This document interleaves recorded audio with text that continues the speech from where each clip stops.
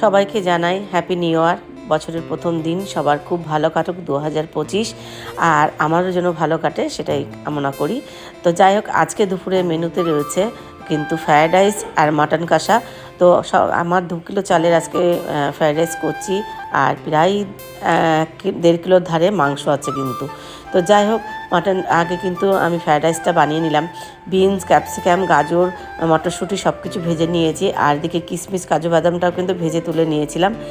আর তারপরে কিন্তু আমি যেরকম বিরিয়ানির যেরকম লেয়ার দিয়ে দিয়ে করে, আমি কিন্তু ঠিক সেইভাবে কিন্তু লেয়ারে প্রত্যেকটা লেয়ার কিন্তু হিসেবে কিন্তু করেছি।